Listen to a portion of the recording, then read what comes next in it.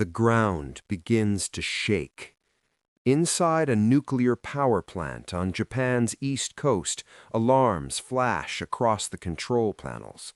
The operators know what this means: an earthquake. It's 2:46 p.m. on March 11, 2011. The operators are trained for this. They watch as the control rods automatically slide into the reactor cores and the nuclear chain reaction stops. It's called a scram. Everything is under control. But what they don't know is that out in the ocean, a monster has been awakened, and within hours, 3 of their reactors will begin melting down. This is The Final Hours, the podcast that takes you inside the critical moments before disaster strikes. Today, the Fukushima control room. So, Ben, at the moment the earthquake hit, the Fukushima Daiichi plant, run by the Tokyo Electric Power Company, or TEPCO, did exactly what it was designed to do. Absolutely. The automatic shutdown was flawless. And because the quake severed the plant from Japan's power grid, Right? its own emergency systems kicked in. 13 massive diesel generators located in the basements of the turbine buildings. Okay. They roared to life to keep the cooling pumps running. For the first 40 minutes, Yeah? it was a textbook emergency. You can almost picture the relief in the control room. The worst has happened, an earthquake. Right, but the plant is stable. But then the operators looked at the sea level monitors. The readings were going off the charts. A wall of water was coming. The plant's seawall was designed to handle a tsunami of about 5.7 meters. Wow. The wave that hit Fukushima was nearly 15 meters high. It didn't just breach the wall. Yeah. It completely erased it. Water surged over the site, flooding everything. And most critically, it flooded the basements where those life-saving diesel generators were. They were drowned. One by one, the lights on the control board showing generator status went dark. Oh man. The hum of the machinery died. The plant lost all its AC power. They were in a station blackout. And a station blackout is the ultimate nightmare for a nuclear engineer. Right. Think of it like a hot stovetop you've just turned off. The burner is off, but it's still glowing red. Hot enough to start a fire if you don't cool it down. A reactor core is the same. Even after it's off, Yeah. it produces immense decay heat. Without the cooling pumps, Right. that heat has nowhere to go. Inside Reactor 1, the water covering the nuclear fuel began to boil away. As the water level dropped, the fuel rods were exposed to the air and temperature skyrocketed past 1,000, then 2,000 degrees Celsius. This created 2 immediate, catastrophic problems. The first was pressure. The containment vessel, a sealed steel and concrete dome around the reactor, was becoming like a giant radioactive pressure cooker. It was about to explode. But venting meant deliberately releasing radioactive material into the atmosphere. Right. So they were trapped.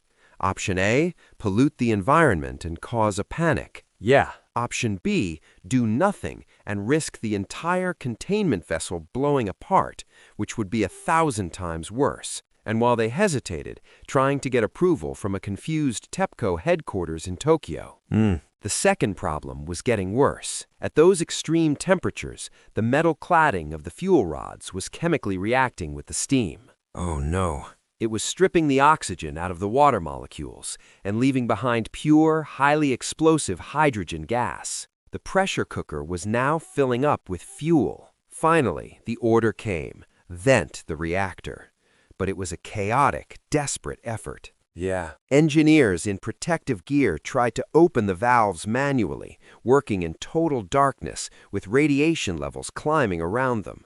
It was too late. The hydrogen had already found a way out. Right. It leaked from the primary containment into the main reactor building, mixed with the oxygen in the air, and found a spark. On March 12th, the roof of the Reactor 1 building was blown to pieces. Yeah. The world watched in horror. But for the engineers inside the surviving control room, the crisis was just multiplying. Reactor 3 was on the same deadly path. Oh, wow. Then Reactor 2, the cooling systems for all 3 were gone. It was in these hours that the plant manager, Masao Yoshida, made a fateful call. He ordered his teams to start pumping seawater directly into the reactors. This was the ultimate last resort.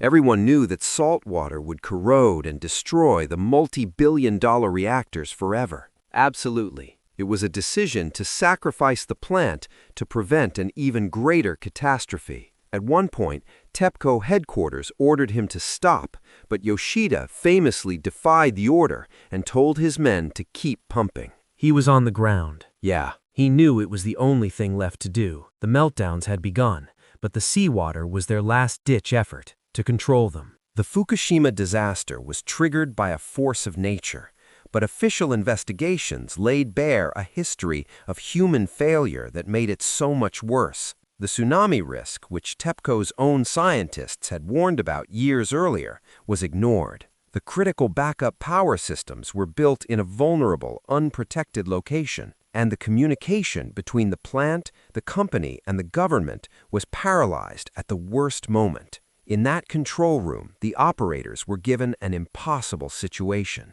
Yeah. Every choice was a bad one. Every delay carried a devastating consequence. Every delay carried a devastating consequence. They were the final line of defense, and they were betrayed by the systems that were supposed to support them. In a darkened room, surrounded by failing alarms, a small group of engineers made choices that would reverberate across the globe and redefine our understanding of nuclear safety. Yeah. Some of those choices, like using seawater, likely prevented a far wider disaster. Some other choices, like the delay in venting, came tragically too late. Their story is a powerful reminder that even the most advanced technology is ultimately in the hands of people, making decisions under immense pressure. Right. Now here's a question we'd like you to think about. The Fukushima operators were forced to choose between a guaranteed but smaller disaster, venting radiation, and the risk of a much larger one. When faced with a crisis that has no good options, how do you decide on the least bad path? And who should have the final authority to make that call? The expert on the ground in the middle of the chaos, or the leadership watching from miles away?